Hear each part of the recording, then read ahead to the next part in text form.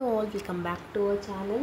So students, in this video మనము financial management last minute revision అనేది చేయడం జరుగుతుంది. సో ఎగ్జామ్కి ముందు ఈ యొక్క వీడియో చూస్తే మీకు ఈజీగా మీరు అన్ని థియరీ క్వశ్చన్స్ పార్ట్ బిలో ఎలాంటి థియరీ క్వశ్చన్స్ వచ్చినా మీరు అటెంప్ట్ చేస్తారు. ఎందుకంటే ఈచ్ యూనిట్ నుంచి నేను ఒకటే క్వశ్చన్ ఇచ్చాను కాబట్టి, ఓకేనా. సో ఈ ఒక్క కంప్లీట్ వీడియోని స్కిప్ చేయకుండా చూస్తే డెఫినెట్గా మీకు హెల్ప్ఫుల్ అవుతుంది.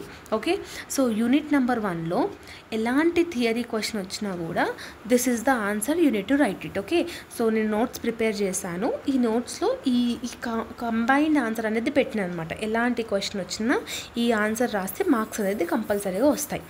ఏంటి ఆన్సర్ అంటే యూనిట్ 1 నుంచి ఎలాంటి క్వశ్చన్ వచ్చినా కూడా మీనింగ్ డెఫినేషన్ మాత్రం ఇంతే. ఓకే, ఈడికేని ఇంతవరకు ఏదైతే ఉందో this is common for every question. So financial management అన్న ఫినాన్షియల్ ఫంక్షన్ అన్న ఒకటే. So both are one and the same. So unit 1 నుంచి ఫినాన్షియల్ మేనేజ్మెంట్ యొక్క మీనింగ్, ఇంట్రడక్షన్, డెఫినేషన్ అనేది కంపల్సరీగా ఉండాలి.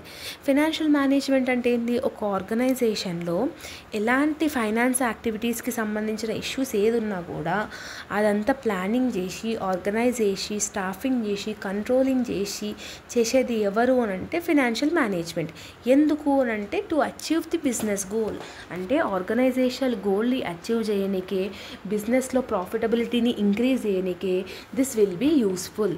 Okay, and coming back to the definition కూడా same ఉంటుంది. According to the Joseph Massie, it is nothing about the, it is a process of planning, organising, controlling and staffing, monitoring all the resources to view a organisational goal. అంటే మనీకి సంబంధించిన ఏ issue ఉన్నా కూడా అదంతా manage చేసేదే financial management. Business గోల్ని achieve చేయడానికే, ప్రాఫిటబిలిటీని increase చేయడానికే. Simple టర్మ్స్లో చెప్పాలంటే ఆర్గనైజేషన్కి ఎక్కడ నుంచి మనీ వస్తుంది, ఎక్కడ వాడు ఎక్కువ స్పెండ్ చేస్తున్నాడు, ఎక్కడ సేవ్ చేస్తున్నాడు, ఎక్కడ గ్రోత్ ఎక్కువ ఉంది, ఇవన్నీ చూసేది ఎవరు అని అంటే ఫైనాన్షియల్ మేనేజ్మెంట్. ఓకే, ఇది ఇంట్రడక్షన్ థింగ్ అనమాట, ఇంట్రడక్షన్ డెఫినేషన్. ఎలాంటి క్వశ్చన్ వచ్చినా కూడా ఇవి సైడ్ హెడ్డింగ్స్ అమ్మ. ఈ సైడ్ హెడ్డింగ్స్ మీరు ఏ క్వశ్చన్ వచ్చినా కూడా మీరు ఈజీగా అటెంప్ట్ చేయవచ్చు. ఇందులో ఫస్ట్ వన్ ఏముంది? ఇందులో ఫస్ట్ వన్ ఏముందనంటే first one will be your financial planning. Okay, financial planning అంటే ఏంది? ఆర్గనైజేషన్లో ఎలాంటి ప్లానింగ్ చేయాలనుకున్నా కూడా, మనీకి రిలేటెడ్ ఎలాంటి ప్లానింగ్ చేయాలనుకున్నా కూడా ఈ ఫైనాన్షియల్ మేనేజ్మెంట్ అనేది యూస్ఫుల్ అవుతుంది. అండ్ ఈ ఫైనాన్షియల్ మేనేజ్మెంట్ అనేది ఇన్వెస్ట్మెంట్ డెసిషన్స్ చేసుకోవడంలో కూడా ఇట్ విల్ బీ యూస్ఫుల్. ఇదేం చేస్తుంది? ప్రాఫిటబిలిటీని ఇంక్రీజ్ చేస్తుంది, కంపెనీ యొక్క వెల్త్, రెప్యుటేషన్ని కూడా ఇంక్రీజ్ చేస్తుంది.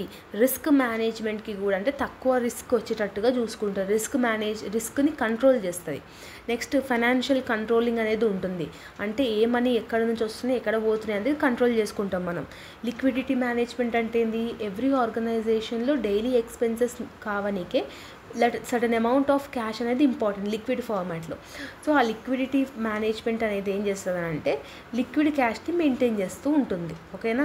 అండ్ కాస్ట్ కంట్రోల్ అంటే ఏంది? నీ ఎక్స్పెన్సెస్ ఎక్కడెక్కడ ఉన్నాయో కంట్రోల్ చేయడం, ఎక్స్పెన్సెస్ని కట్ డౌన్ చేయడం, డెసిషన్ మేకింగ్లో హెల్ప్ఫుల్ అవుతుంది. అండ్ నీ యొక్క బిజినెస్ గ్రోత్కి కూడా సపోర్ట్ అవుతుంది. సో ఈ 10 పాయింట్స్ మీరు ఎలాంటి క్వశ్చన్ వచ్చిన nature, scope, objective, functions, anything you can write it this answers. Okay, and next unit number 5కి రండి. యూనిట్ నెంబర్ 5లో 2 క్వశ్చన్స్ ఇచ్చినామా. ఇందులో ఫస్ట్ క్వశ్చన్ ఏంటంటే గుడ్ కార్పొరేట్ గవర్నెన్స్.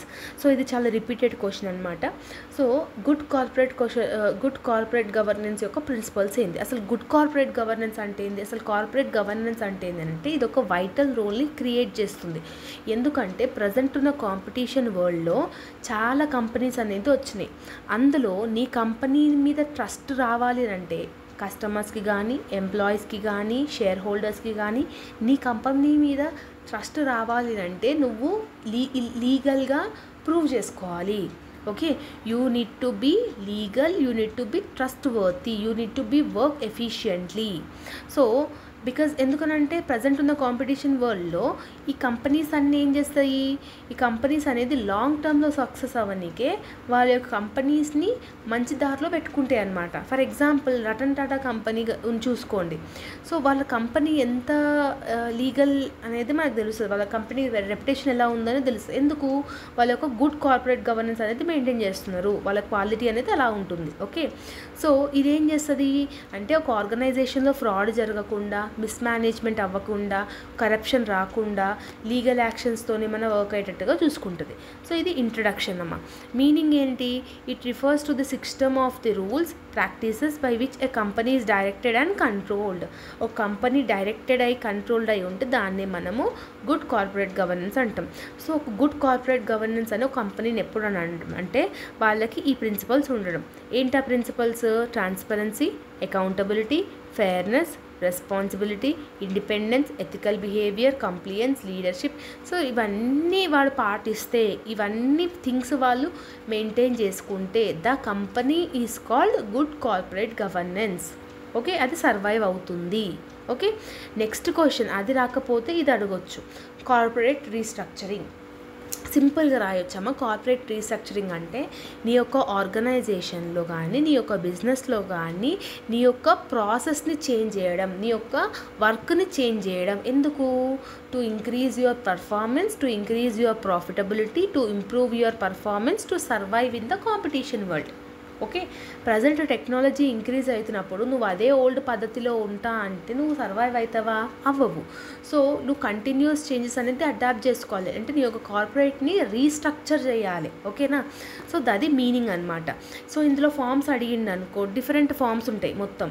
ఏంది ఇందులో? Financial restructuring. ముందుగా నువ్వు 1 lakh ఇన్వెస్ట్ చేసినావు, ఇప్పుడు 10 lakhs ఇన్వెస్ట్ చేయాల్సి వస్తుంది. సో అది కూడా ఒక type of restructuring. Next organisation. ముందుగా నీ కాడ 10 మంది ఎంప్లాయీసే ఉన్నారు, ఇప్పుడు 1000 మంది అయ్యారు. Capital restructuring, corporate restructuring. Okay, merger and acquisition. ఒక కంపెనీతో ఇంకో కంపెనీతో టైఅప్ అయినావు. ఓకే, సో ఇట్లా డిఫరెంట్ ఫార్మ్స్ అనేది ఉంటాయి. మనం లాంగ్లో ఆల్రెడీ ఎక్స్ప్లెయిన్ చేశాను సపరేట్గా. ఓకేనా? ఇంకా coming back to the points వచ్చినట్టయితే ఎలాంటి క్వశ్చన్ వచ్చినా కూడా ఈ పాయింట్స్ని మీరు ఇంక్లూడ్ చేసేయచ్చు. గాట్ ఇట్ అమ్మా?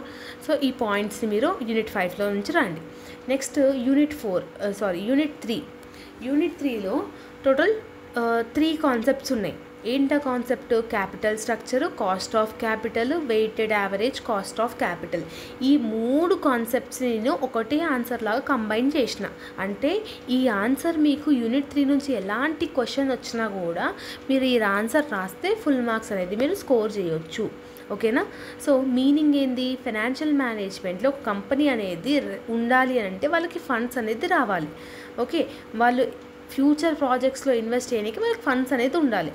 ఆ ఫండ్స్ ఎక్కడి నుంచి వస్తాయి? వాళ్ళకి షేర్ హోల్డర్స్ నుంచి, డెటార్స్ నుంచి, వీళ్ళ నుంచి వస్తాయి అన్నమాట. సో దాన్నే మనము క్యాపిటల్ స్ట్రక్చర్ అని అంటాం. సో వాళ్ళ యొక్క సోర్స్ని రిటర్న్ ఏదైతే వస్తుందో, వాళ్ళకి ఇన్వెస్ట్ చేసిన దానికి రిటర్న్ ఏదైతే వస్తుందో దాన్నే మనం కాస్ట్ ఆఫ్ క్యాపిటల్ అని అంటాం. WACC అంటే ఏంది? Weighted cost of capital. So ఈ 3కి సంబంధించిన మీనింగ్ ఇది. అండ్ డిఫరెంట్ త్రీ చెప్పినా కదా, ఆ 3కి డెఫినేషన్. ఇది ఫిక్స్డ్ అనమాట. ఇది కంపల్సరీగా బుక్లో ఉన్నట్టుగానే రాయండి. బికాస్ నేను చాలా మటుకు ఆన్సర్ని షార్ట్ చేసిన. అండ్ ఎలాంటి థియరీ క్వశ్చన్ వచ్చినా కూడా ఈ పాయింట్స్ని మీరు ఇంక్లూడ్ చేసేయచ్చు. ఓకేనా? ఎగ్జామినేషన్లో వెల్త్ని ఇంక్రీజ్ చేస్తుంది, రిస్క్ని బ్యాలెన్స్ చేస్తుంది, గ్రోత్ ఉంటుంది. ఓకే, నీ యొక్క ఓవరాల్ కాస్ట్ని తగ్గిస్తుంది, ప్రాఫిటబిలిటీని పెంచుతుంది, ప్రొడక్షన్ మేనేజ్మెంట్ చేస్తుంది, నీ యొక్క బిజినెస్ని ఎక్స్పాండ్ చేస్తుంది. ఇట్లా డిఫరెంట్గా మీరు కొన్ని ఓన్గా కూడా రాసేయచ్చు. డెసిషన్ మేకింగ్లో హెల్ప్ఫుల్ అవుతుందని రాయొచ్చు. ఓకేనా? సో ఇది unit number 3. So unit number 4లో 2 కాన్సెప్ట్స్ కలిపి ఒకటేలాగా చెప్పిన. ఓకే, ఏంటా కాన్సెప్ట్స్ అంటే వర్కింగ్ క్యాపిటల్ ఒకటి, డివిడెండేషన్స్ ఒకటి. ఈ 2 అంటే యూనిట్ 4 నుంచి ఎలాంటి టైప్ ఆఫ్ క్వశ్చన్ వచ్చినా కూడా you can right this answer. Got it అమ్మా? సో ఇవి ఒక బోత్ డెసిషన్ మేకింగ్ అనేది ఉంటుందన్నమాట. ప్రజెంట్ ఉన్న కార్పొరేట్ సెక్టార్స్లో ఈ ఫైనాన్షియల్ హెల్త్ అనేది స్మూత్ బిజినెస్ రన్ అవ్వడానికి it will be useful. Working క్యాపిటల్లో ఇంకా డెసిషన్ మేకింగ్, డివిడెండేషన్స్ ఇవన్నీ. ఓకేనా? సో దానికి సంబంధించిన meaning, definition and simple terms. ఇదేం చేస్తుంది? డైలీ ఆపరేషన్స్ని క్యాష్ ప్రాబ్లమ్స్ లేకుండా షేర్ హోల్డర్స్కి సాటిస్ఫై అయ్యే విధంగా, వాళ్ళకి గ్రోత్ వచ్చేలాగా, వాళ్ళకి ప్రాఫిటబిలిటీ వచ్చేలాగా, వాళ్ళ బిజినెస్ సర్వైవ్ అయ్యేలాగా చూసుకుంటుంది. దానికోసం ఇది యూస్ఫుల్ అవుతుంది అనమాట. ఏంది? వర్కింగ్ క్యాపిటల్ ఇంకా డివిడెండ్స్, డెసిషన్స్ అనమాట. ఓకేనా? సో దీని నుంచి ఎలాంటి క్వశ్చన్ వచ్చినా, యూనిట్ 4 నుంచి ఎలాంటి క్వశ్చన్ వచ్చినా కూడా ఈ పాయింట్స్ని మీరు ఇంక్లూడ్ చేసేయచ్చు. సో సాటిస్ఫాక్షన్ అనేది ఉంటుంది, కంపెనీ రెప్యుటేషన్ ఇంక్రీజ్ చేస్తారు, క్యాష్ ప్రాబ్లమ్స్ రాకుండా అవాయిడ్ చేస్తుంది, రిస్క్ మేనేజ్మెంట్ని తక్కువ చేస్తుంది. ఓకే, రిస్క్ని తక్కువ చేస్తుంది, రిస్క్ మేనేజ్మెంట్ హెల్ప్ చేస్తుంది, ప్రాఫిటబిలిటీని ఇంక్రీజ్ చేస్తుంది. సో ఇట్లా డిఫరెంట్ కైండ్స్ ఆఫ్ పాయింట్స్ని మీరు ఇంక్లూడ్ చేసేసి కంపల్సరీగా 3 సైడ్స్ రాయాలి.